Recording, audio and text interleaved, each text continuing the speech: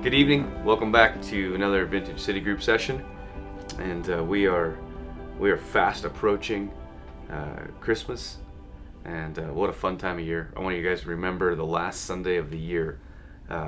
We cancel everything, and we just take a Sunday to reflect on everything the Lord has done in the year, and to rest and to recharge and get ready for the next year.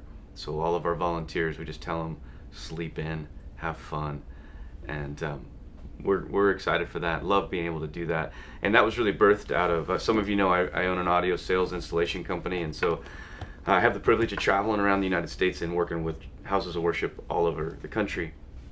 And one of my larger clients is in California, in Vacaville area, and their executive pastor just challenged me with this. He said, "Hey, I would love to challenge you to give your people the last Sunday of the year off."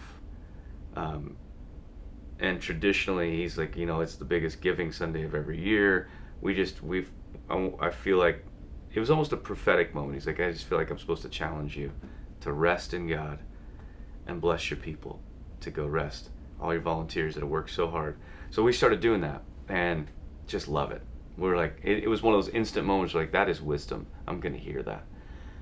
And it's interesting that we talk about that because where we're at in Proverbs is we're in verse 17 in Proverbs chapter 10, and this is Solomon in his little greeting card moments.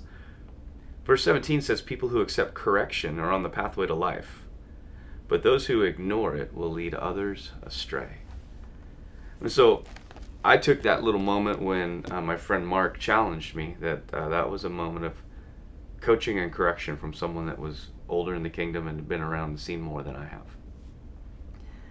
So I want to take that idea and just open it up just a little bit for us tonight. I think it's pretty self-explanatory that it deals with an attitude that is teachable. But there's a couple things in here that are greatly concerning for me. And that is that there's something as simple as the willingness to be coached and receive correction can place me or set me on a path to life. That word life there is blessing, vitality. It's like this sense of really being alive and life in its fullness, and its abundant life is the best way to say it. That there's the key to that life is having a coachable, teachable mentality that makes me willing to hear correction. Those who ignore it, interestingly, will lead others astray. So those who ignore it do more than harm themselves. They actually work against the purposes of the kingdom. Have we ever considered that? To fight, refute, ignore authentic correction. That we're not just hurting ourselves, we're not just pulling ourselves off that path of life. We're actually working against other people succeeding in the path of life. And so those people who refuse to hear it by not receiving correction are actually leading others away from right living. So what does that tell you and me about the value of authentic community? About the discipleship. So this is a word that's been thrown around through the church for years, and I think discipleship is simply this. It is this incredible thing. Jesus says, go into the world and make disciples. Teach them everything I've taught you. In essence, discipleship in its simplest form is when we walk alongside of somebody else and we give away to them what the Lord's told us and taught us.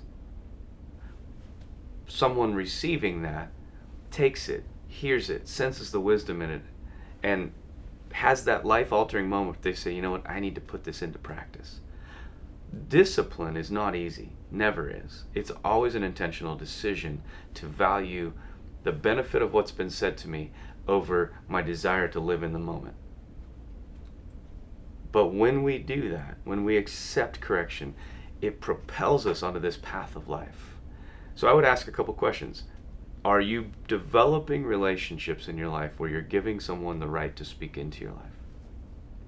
In your city groups, are you working towards authenticity to where you would have the courage to say to those around you, I may not like it, but I give you permission. I give you the right to speak into my life. I want to become more like Jesus, and I realize I can't do that alone. I need others to speak into my life. we're moving into 2016, 6th year at Vintage. Probably more than church growth and more than numbers, what I'm passionate to see is health. That we, the body of Christ, are passionate about Jesus and we worship and the glory of the Lord fills our gatherings. And then in our small group situations, we're actually sharpening each other, helping each other become more godly. We're encouraging each other towards godliness, and we're finding out what real community looks like. Not this falsified home group idea where we just sit around and we don't really go deep. No. Let's invest in it. Let's commit. Let's root into our city groups and say, hey, I'm here. I'm anchoring. I'm not leaving. Let's sharpen each other in the kingdom. Blessings to you guys. Love you. Have a great night.